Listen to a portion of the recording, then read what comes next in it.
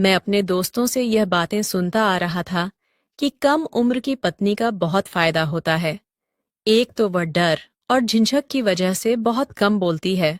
उसको ज्यादा दुनियादारी की समझ नहीं होती है। जिस रंग में उसको रंग दो, उसी रंग में रंग जाती है। अपने पति का हर हुक्म मानती है। उसका दिमाग कच्चा होता है और वह डरी सहमी सी रहती है। अपने पति से उसके मुकाबले में बड़ी उम्र की पत्नियों के बहुत नुकसान होते हैं, जैसे कि वह समझदार होती है, छोटे छोटे मामलों को और भी ज्यादा बढ़ाकर पेश करती हैं, घर में लड़ाई झगड़ा करती हैं और पूरे घर पर अपना अधिकार जमाना चाहती हैं। अपने दोस्तों की इन्हीं बातों को सुनकर मैंने फैसला कर लिया था कि मैं भी छोटी उम्र की लड़की से ही शादी करूंगा। इसलिए मैंने अपने घर में अपनी माँ को बोल दिया था कि मैं किसी कम उम्र की लड़की से शादी करूंगा, तो आप मेरे लिए कोई कम उम्र की लड़की देखें। मेरी बात सुनकर मेरी माँ मेरा मुंह देखने लगी थी और कहने लगी कि कैसे बेशर्मों जैसी बातें कर रहा है। अरे छोटी उम्र की लड़की का पता नहीं कि वह घर को संभाल भी पाएगी या नहीं। अपनी उम्र के हिसाब से लड़की लेकर आएगा तो वह हमारे घर को भी संभालेगी और तुझे भी संभालेगी। लेकिन मैंने माँ की एक नहीं सुनी। मैंने कहा कि मुझे शादी करनी है तो कम उम्र की लड़की से ही करनी है, नहीं तो मैं शादी नहीं करूंगा। मेरी खुद की उम्र 30 साल की हो चुकी थी। मुझे पत्नी चाहिए थी, वह भी कम उम्र की। मैं अपने घर का इकलौता बेटा था।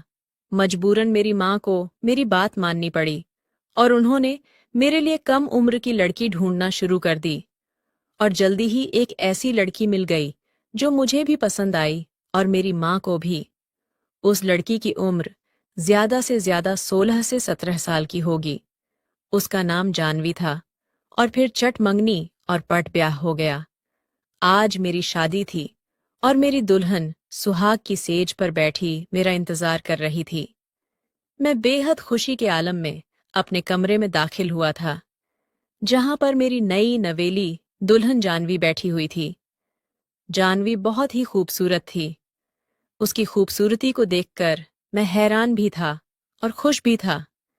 मैं अपने दिल की धड़कनों पर काबू पाते हुए आगे बढ़ा और उसके सामने जाकर बैठ गया था। न जाने कितनी देर तक मैं उसके हुस्न को देखता रहा और दिल ही दिल में खुश होता रहा कि मुझे कितनी कम उम्र और कितनी सुंदर पत्नी मिली है। वह बहुत ही मासूम लग रही थी। इससे पहले मैंने जानवी को सिर्फ फोटो में ही देखा था, लेकिन हकीकत में तो जानवी और भी ज्यादा सुंदर थी। मैंने महसूस किया था कि उसके हाथ पांव कांप रहे थे। वह बहुत ज्यादा डरी हुई थी और उसे डरा हुआ देखकर मुझे खुशी भी हो रही थी। मेरे दोस्तों की पढ़ाई हुई पट्टी मेरे आंखों पर बंधी हुई थी। उन्होंने मुझे समझाया था कि अपनी पत्नी की ज्यादा तारीफ मत करना। पहले ही रात में उसे इतना डरा धमका कर रखना कि वह तुझ पर हावी न होने पाए, नहीं तो बाद में तू उसे काबू नहीं कर पाएगा। और मैं इन सारी बातों पर अमल कर रहा था, इसलिए जानवी को डरा सहमा देखकर मुझे बहुत ज्यादा खुशी हो रही थी कि चलो, जानवी तो मेरे डराने से पहले ही डरी हुई है, इस डरी सहमी सी लड़की को थोड़ा और डराया जाए। ये ख्याल मेरे दिल में आया तो मैंने अपने फोन पर 2 मिनट का टाइमर सेट किया। 2 मिनट के बाद मेरे फोन पर रिंगटोन बजी। मैं फोन लिए कमरे के एक कोने में चला गया और फोन पर किसी से बहुत ही ज्यादा गुस्से से बातें करने लगा। मैं गुस्से से फोन पर बोलने लगा कि आज मेरी शादी है और तुम्हें यही समय मिला है। मुझे यह बुरी खबर सुनाने का तुमको पता नहीं है। मैं कितना गुस्से वाला इंसान हूं। मुझे लोगों का बकबक करना बिल्कुल भी पसंद नहीं है और जब मुझे गुस्सा आ जाए तो मैं यह नहीं देखता कि मेरे सामने कौन इंसान खड़ा है। जिस इंसान को अपनी खैर चाहिए वह मेरे सामने जबान नहीं चलाता। और तुम्हारी इतनी हिम्मत कि तुम मुझे बातें सुना रहे हो। कल मैं तुम्हारे पास आता हूं और तुम्हें ठीक करता हूं। तुम्हें सीधा नौकरी से निकाल दूंगा, क्योंकि गलतियों की मेरे पास कोई माफी नहीं है और तुमने गलती की है और तुम्हारी यही सजा है कि तुम्हें नौकरी से निकलना पड़ेगा। जो बातें मैं अपनी पत्नी को सुनाना चाहता था, वह सारी बातें मैंने फोन पर किसी और को सुनाकर अपनी पत्नी के कानों में डाल दी थी। उसके बाद मैं उसके पास गया और फिर मैंने उसको मुंह दिखाई की अंगूठी दी थी। उसने मेरे हाथ से अंगूठी लेकर सामने टेबल पर रख दी। उसकी यह हरकत मुझे बहुत बुरी लगी थी। मैंने उससे कहा कि इसे पहन लो। उसने कहा कि मुझे अंगूठियां पसंद नहीं है।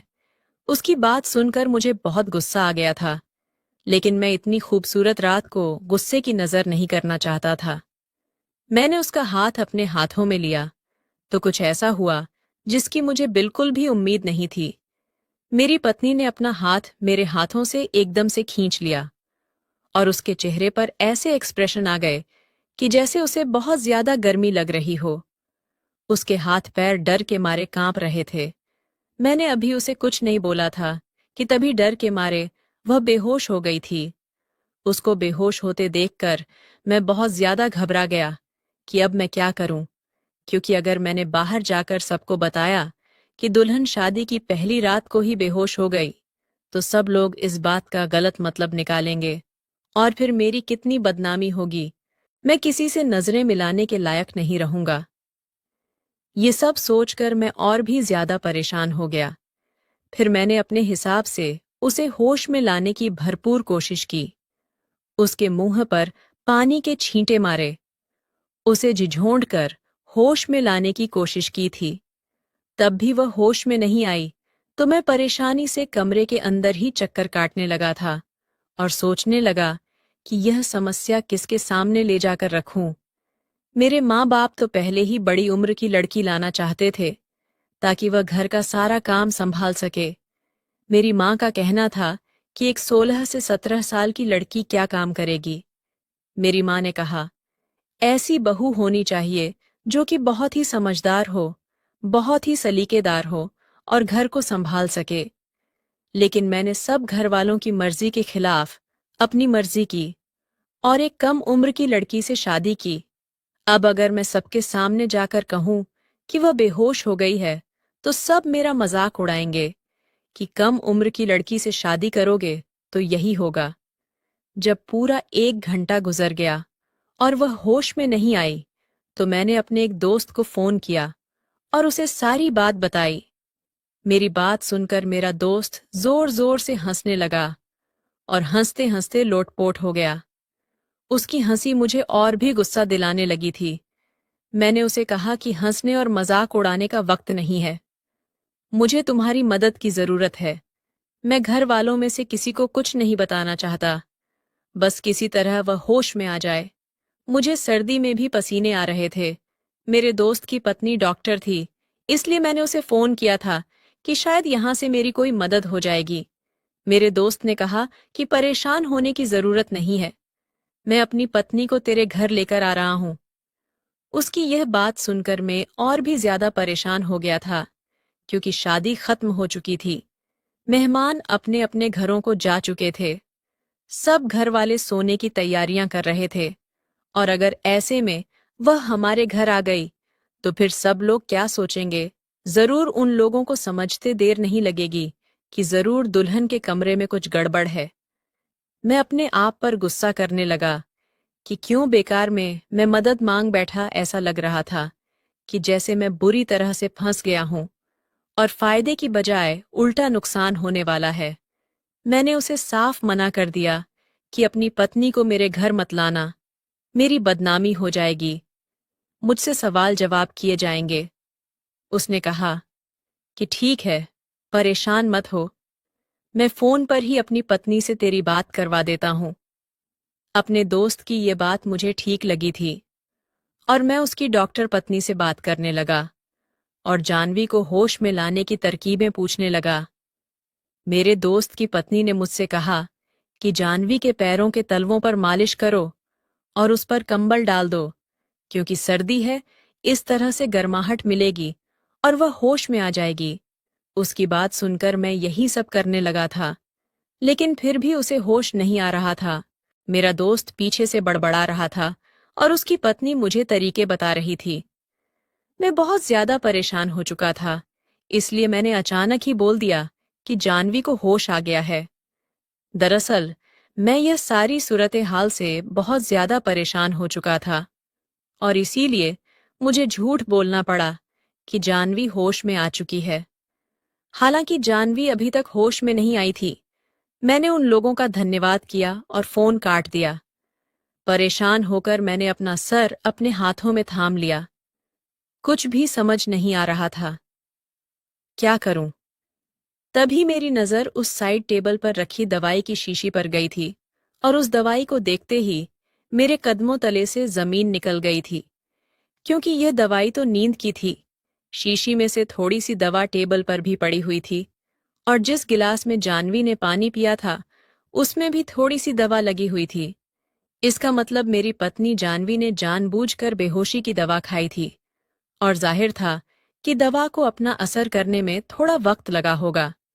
जितनी देर में उससे बातें कर रहा था, इतनी देर में दवाई ने अपना असर कर दिया था और वह बेहोश हो गई।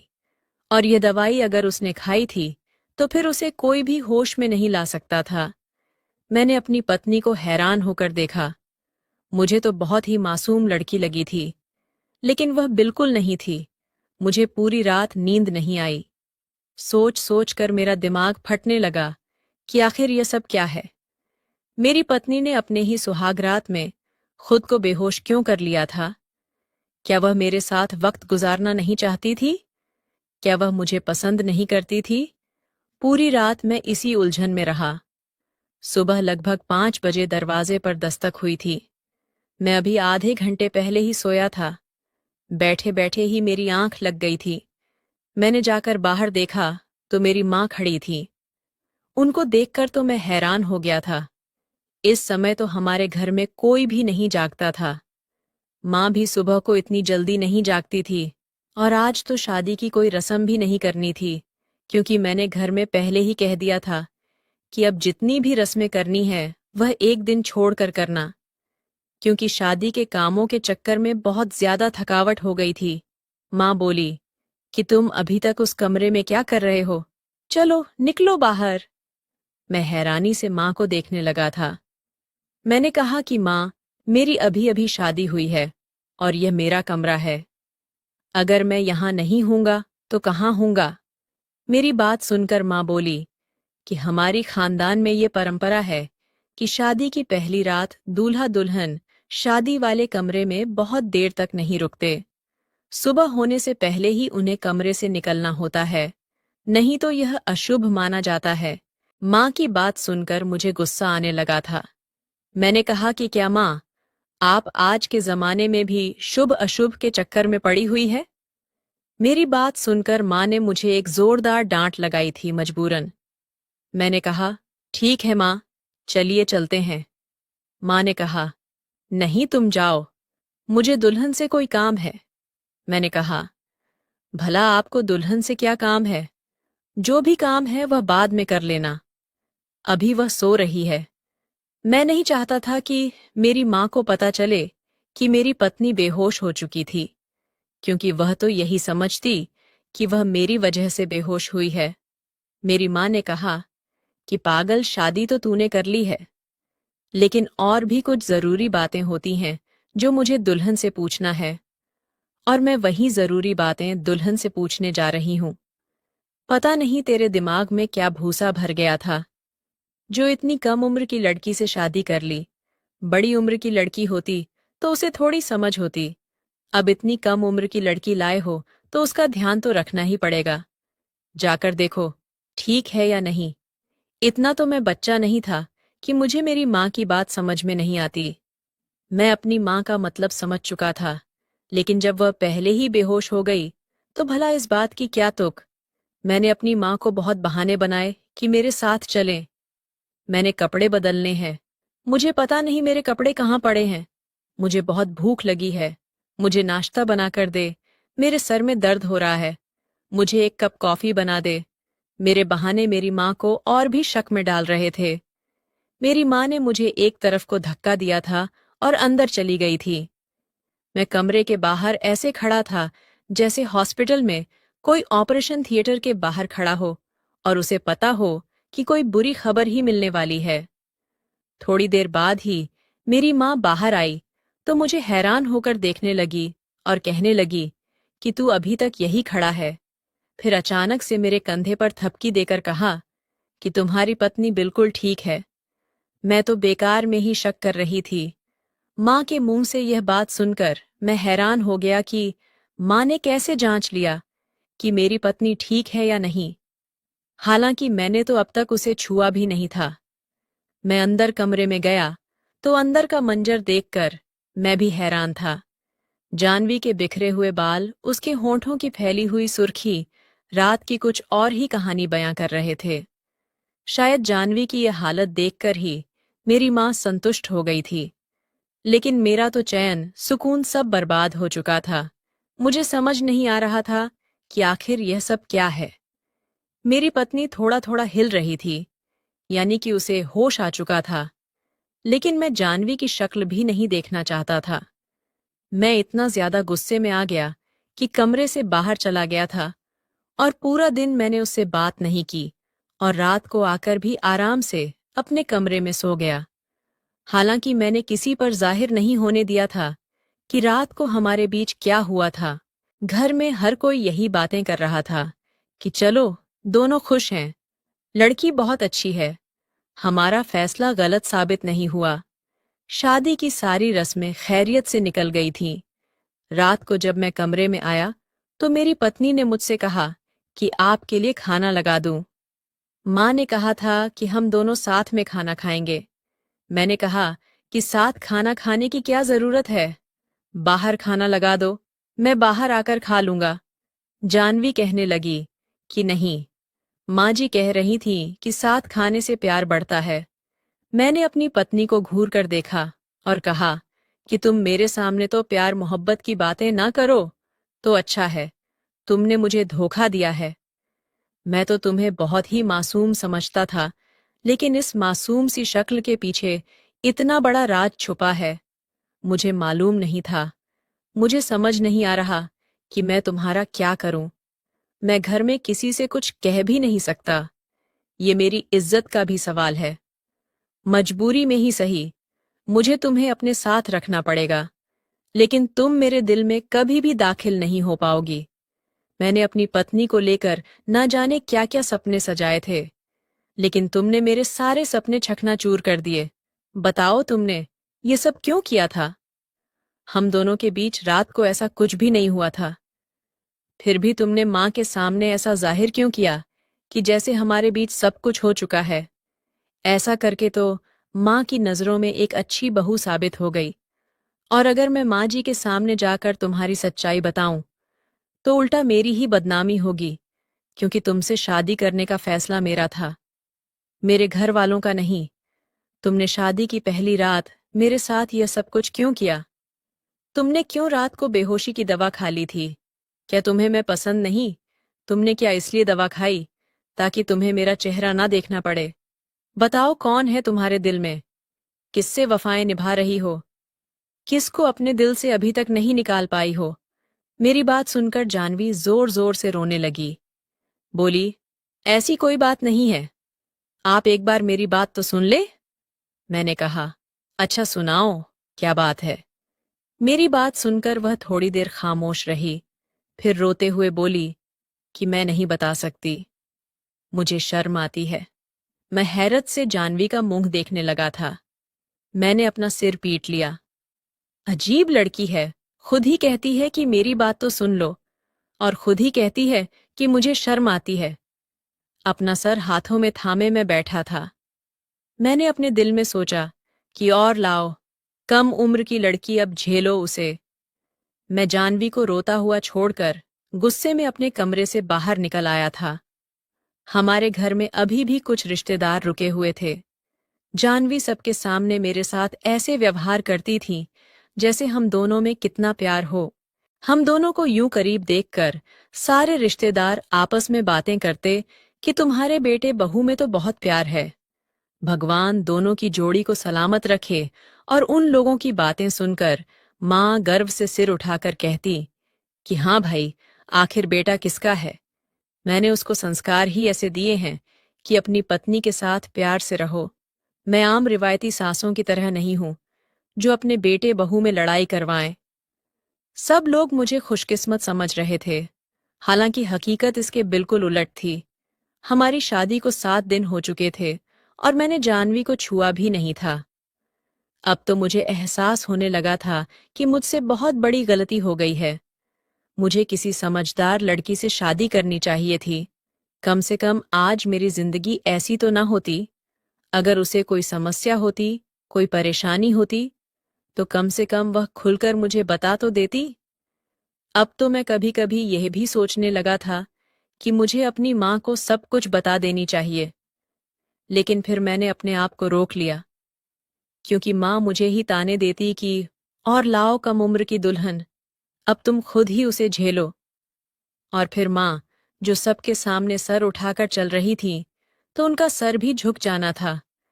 रात को जब मैं अपने कमरे में गया, तो जानवी शीशे के सामने खड़ी अपने बाल बना रही थी। जानवी को देखकर मेरा दिल बेकाबू होने लगा था। मैं खुद को और ज्यादा नहीं रोक सका और जानवी को पीछे से बाहों में भर लिया। मेरा इतना करना था कि जानवी ऐसे डर गई थी, जैसे पता नहीं उसको शेर ने पकड़ लिया हो, और वह जोर जोर से रोने लगी थी। एक बार के लिए तो मेरे जी में आया कि रोती है तो रोती रहे। आज तो मैं उससे जी भर के प्यार करके ही रहूंगा। लेकिन वह इतनी सिसक सिसक कर रो रही थी कि पता नहीं उस पर कितना जुल्म हो रहा हो, और उसको इस तरह रोता हुआ देखकर मेरा बिल्कुल भी दिल नहीं करता था कि मैं उसके पास जाऊं। माना कि जानवी बहुत खूबसूरत है, लेकिन मैं भी कम नहीं था। मैं भी अच्छा खासा स्मार्ट था। फिर पता नहीं जानवी मुझसे इतना दूर क्यों रहती थी। अब तो मुझे पक्का यकीन होने लगा था कि जरूर जानवी किसी और से प्यार करती है और वह मुझसे शादी नहीं करना चाहती थी। शायद उसके घर वालों ने जबरदस्ती मेरे साथ उसकी शादी करवा दी, और यह सोचते ही मेरा दिल दुखी हो गया था। मैं जानवी से प्यार करने लगा था। उसकी मासूमियत से, उसकी सुंदरता से मेरे दिल में उसके प्यार की कोंपल फूटने लगी थी। वह इतनी प्यारी सी, इतनी नाजुक सी थी कि जब वह सिसक सिसक कर रोती, तो मेरा दिल चाहता कि उसे अपने सीने में छुपा लूं और उससे कहूं कि तुम अपने दिल से सारे डर, सारे वहम निकाल दो। मैं तुम्हें इतना खुश रखूंगा कि तुमसे खुशियां संभाली नहीं जाएंगी। लेकिन जानवी मुझे यह सब करने का मौका ही कब देती थी। मैं अपना दिल मसोस कर रह गया था। फिर मैंने अपनी यह समस्या किसी और की समस्या बताकर एक ऐसे इंसान के सामने रखी, जो न मेरा रिश्तेदार था, न मेरा दोस्त। उस इंसान ने कहा कि कुछ लड़कियां बेहद मासूम होती हैं, उन्हें प्यार की जरूरत होती है। अगर ऐसी लड़कियों के साथ प्यार से बर्ताव किया जाए तो वह धीरे धीरे नॉर्मल हो जाती हैं। लेकिन जानवी पर तो प्यार का भी असर नहीं हो रहा था। मैं उसके साथ बहुत ही प्यार से पेश आता था। दिन भर वह भी मेरी बातों का हंस हंस कर जवाब देती थी, लेकिन रात होते ही मुझसे ऐसे दूर भागती जैसे मैं उसे खा लूंगा। एक दिन मैंने जानवी से पूछा कि जानवी, बस एक बात का जवाब दो, उस रात तुमने अपने आप को बेहोश क्यों कर लिया था? मेरी बात सुनकर जानवी कुछ देर तो खामोश रही, फिर बोली कि मैं नहीं चाहती थी कि आप मुझसे नफरत करें। मैं नहीं चाहती थी। क्या आप मेरे पास आए? नहीं तो आपको मुझसे नफरत हो जाती, और मैं नहीं चाहती थी कि आप मुझसे नफरत करें। जानवी की बात सुनकर मुझे बहुत हैरत हुई। मैंने जानवी से कहा, तुम्हारे पास आने से मुझे तुमसे नफरत कैसे हो सकती है? तुम तो मेरी पत्नी हो, और हम लोग जितना पास आएंगे, हमें एक दूसरे से उतनी ही मोहब्बत बढ़ेगी। फिर नफरत कैसे हो सकती है? वह बोली, मेरे घर वालों को आपके घर वालों के साथ धोखा नहीं करना चाहिए था। मेरे घर वालों को यह बात पहले ही बता देनी चाहिए थी, लेकिन उन्होंने ऐसा नहीं किया। अगर आप समझ रहे हैं कि मेरी जिंदगी में कोई और लड़का है, तो ऐसा बिल्कुल भी नहीं है। मैं तो चाहकर भी अपनी जिंदगी में किसी लड़के को शामिल नहीं कर सकती। तो ये बात आप अपने दिमाग से निकाल दें कि मेरे दिल में कोई लड़का है। जानवी की बात सुनकर मुझे खुशी हुई कि चलो, जानवी की लाइफ में कोई और लड़का नहीं है। लेकिन उसकी दूसरी बात सुनकर मुझे बहुत ज्यादा हैरत हुई थी। उसने बोलना जारी रखा, बल्कि मुझे तो शादी ही नहीं करनी चाहिए थी, मुझे माफ कर दे। मेरी वजह से आपकी जिंदगी खराब हो गई। जानवी की बातें मुझे उलझा रही थीं। मैंने कहा, जानवी, जो कुछ कहना है साफ साफ एक ही सांस में कह दो। तुम्हें जो कुछ भी समस्या है, मैं उसको सुलझाने की कोशिश करूंगा। आखिर मैं तुम्हारा पति हूं। तुम मुझे अपनी परेशानी बता सकती हो, लेकिन प्लीज मुझे और ज्यादा परेशान मत करो। मैं बहुत ज्यादा परेशान हो चुका हूं, और एक बात अच्छे से दिमाग में बिठा लो कि मैं तुमसे प्यार करने लगा हूं। अब तुम्हारे साथ ही पूरी जिंदगी बिताऊंगा। इसीलिए तुम मुझ पर भरोसा कर सकती हो और अपनी परेशानी मुझे बता सकती हो। फिर जानवी ने मुझे एक ऐसी बात सुनाई जिसे सुनकर मेरी आत्मा कांप गई थी। जानवी बोली कि मुझे एक ऐसी बीमारी है जो जन्म से ही कुछ लड़कियों में पाई जाती है। मुझे आज तक कभी पीरियड्स नहीं हुए। मेरी माँ मुझे डॉक्टर के पास भी लेकर गई थी। डॉक्टर ने कहा था कि तुम्हारी बेटी कभी माँ नहीं बन सकती, और डॉक्टर ने यह भी कहा था कि आप अपनी बेटी की शादी मत करना, क्योंकि आपकी बेटी माँ न बन पाने के साथ साथ अपने पति को शारीरिक सुख भी नहीं दे पाएगी। शायद माँ डॉक्टर की बात को मान भी लेती, लेकिन पता नहीं किसने माँ के कानों में भर दिया कि इस बीमारी का इलाज होता है, और फिर बस लालच में आकर और अपने सर का बोझ उतार कर मेरी माँ ने मुझे आपके पल्ले बांध दिया। लेकिन मुझे माफ कर दो, इसमें मेरी कोई गलती नहीं है। मैंने अपनी माँ से बहुत मना किया कि मेरी शादी मत करें, लेकिन वह नहीं मानी। बस इसीलिए उस रात मैंने खुद को बेहोश कर लिया था, क्योंकि आपको मेरे पास आने के बाद सिवाय निराशा के कुछ भी हाथ नहीं आता। इतना कहते ही जानवी रोने लगी थी। वह रोते हुए बोली कि मैं जानती हूं मैं आपको कोई खुशी नहीं दे सकती, लेकिन फिर भी मैं अपने दिल के हाथों मजबूर हो गई और तुमसे प्यार कर बैठी। सोचा था कि मैं तुम्हारी जिंदगी से दूर चली जाऊंगी, लेकिन दिल के हाथों मजबूर हो गई। जी चाहता है कि पूरी जिंदगी तुम्हारी बाहों में ही बीत जाए, लेकिन मैं जानती हूं कि ऐसा मुमकिन नहीं है। आप मुझे छोड़ सकते हैं और अपनी पसंद की किसी दूसरी लड़की से शादी कर सकते हैं।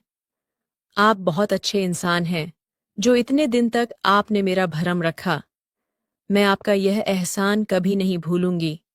जानवी की बातें एक के बाद एक मेरे सिर पर बम गिरा रही थीं। मैं सपने में भी नहीं सोच सकता था कि इतनी प्यारी सी, इतनी खूबसूरत सी लड़की के साथ ये हो सकता है। जानवी के दूर जाने के ख्याल से ही दिल में एक जर्द सी उठी थी। मैं जानवी को किसी भी कीमत पर खोना नहीं चाहता था। कुछ ही दिनों में मुझे जानवी से मोहब्बत हो गई थी, लेकिन ये जानकर मुझे खुशी हुई थी कि जानवी मुझसे प्यार करती है। अगले ही दिन मैं जानवी को एक अच्छे डॉक्टर के पास लेकर गया, और डॉक्टर को मैंने सब कुछ बता दिया। डॉक्टर ने कहा, हाँ, कुछ लड़कियों में यह बीमारी होती है, लेकिन इसका यह मतलब बिल्कुल नहीं कि ऐसी लड़कियां कभी मां नहीं बन सकती, या फिर वह शारीरिक संबंध बनाने के लायक नहीं होती। इस बीमारी का इलाज हो सकता है, लेकिन थोड़ा महंगा और लंबा होता है। आपकी पत्नी को लंबे समय तक दवाइयां लेनी होगी। साथ ही साथ आपकी पत्नी का एक छोटा सा ऑपरेशन भी करना पड़ेगा। उसके बाद आपकी पत्नी बिल्कुल ठीक हो जाएगी। बस आपकी पत्नी को आपके प्यार और विश्वास की जरूरत है। आज हमारा देश इतना आगे निकल चुका है, लेकिन इस तरह की बीमारी को लेकर आज भी बिछड़ा हुआ है। आज भी इस तरह की बीमारी को लेकर खुलकर बात नहीं की जाती है, और लड़की को दोषी ठहरा दिया जाता है, और लड़की खुद को दोषी मानने भी लगती है। डॉक्टर ने कहा कि शायद इसीलिए तुम्हारी पत्नी इतना ज्यादा डरी हुई थी और तुम्हें अपने पास नहीं आने देती थी। इस बीमारी से ग्रस्त लड़कियां कभी-कभी दिमागी मरीज भी बन जाती हैं। इसलिए आप अपनी पत्नी का बहुत ज्यादा ध्यान रखें। उसे बताएं कि सब कुछ नॉर्मल है और वह जल्दी ही ठीक हो जाएगी, और दुनिया में वह अकेली ऐसी लड़की नहीं है जो इस बीमारी से जूझ रही है। न जाने और कितनी लड़कियां इस बीमारी से ग्रस्त हैं। घर आकर मैंने जानवी को विश्वास दिलाया कि वह जल्दी ही ठीक हो जाएगी। आज मैं खुद को बहुत हल्का महसूस कर रहा था। मैंने अपनी पत्नी जानवी का बहुत ध्यान रखा। जो कुछ भी हुआ था, उसमें जानवी की कोई गलती नहीं थी। मैंने जानवी से कहा कि तुम ये बात किसी को मत बताना। मैं तुम्हारा पूरा ख्याल रखूंगा और जितना भी पैसा लगेगा सब खर्च करूंगा। अब हम किसी न किसी बहाने से डॉक्टर के पास जाने लगे थे। धीरे धीरे मेरे प्यार और डॉक्टर की दवाइयों से जानवी ठीक हो रही थी। डॉक्टर ने जानवी का एक छोटा सा ऑपरेशन भी किया था। इस दौरान मैंने घर पर एक नौकरानी भी रख लिया था, जो घर का सारा काम करती थी। और फिर जानवी ने तबीयत खराबी का बहाना बनाकर 2 हफ्ता आराम किया और वह ठीक हो गई। हमारी शादी को 6 महीने गुजर गए हैं। जानवी अब बिल्कुल ठीक हो गई है, लेकिन मैं जानवी को थोड़ा और समय देना चाहता हूँ। जब तक जानवी खुद को सहज महसूस नहीं करती, तब तक मैं उसे डिस्टर्ब नहीं करना चाहता था। लेकिन एक रात जब जानवी ने खुद ही पहल करते हुए मेरे होठों पर अपने होंठ रख दिए, तो मैं खुद पर काबू नहीं कर पाया। मैंने कसकर जानवी को अपनी बाहों में भर लिया था और फिर वह रात मेरी जिंदगी की सबसे हसीन रात बन गई थी। और अब हम दोनों एक साथ बहुत ज्यादा खुश रहते हैं। दोस्तों, अगर आपको हमारी आज की यह कहानी पसंद आई हो, तो वीडियो को लाइक और चैनल को सब्सक्राइब करें। धन्यवाद।